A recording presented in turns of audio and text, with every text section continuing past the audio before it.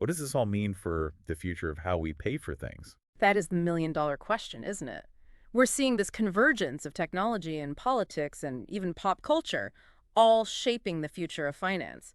It's complex and it's evolving so fast. I know. It's crazy to think that just a few years ago, Bitcoin was seen as this shady thing used by tech geeks and maybe a few criminals. Now, it's hitting all-time highs, governments are scrambling to figure out how to regulate it, and we're talking about meme coins launched by a former president. It just goes to show how quickly things can change in this space. What was once on the fringes is now becoming mainstream. And honestly, I think we're just getting started. Right.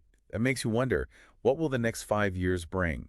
Will we be paying for groceries with meme coins? Yeah. Will all our retirement funds be stored in DAOs? Who knows? But it's definitely going to be an interesting ride. The more informed we are, the better prepared we'll be to navigate it all. For sure.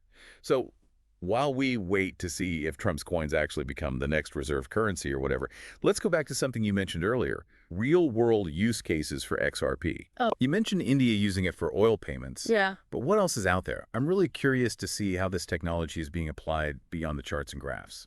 Well, there are actually quite a few exciting projects in the works.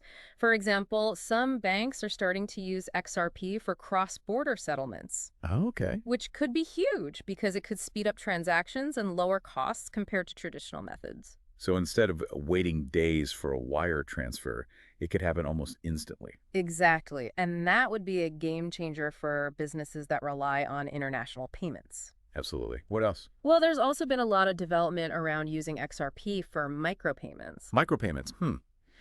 Imagine being able to tip content creators fractions of a penny or pay for small online services without those hefty transaction fees. Oh, that's interesting. It opens up a whole world of possibilities. Yeah, like the internet of money, right? Everything becomes connected and seamless. Right.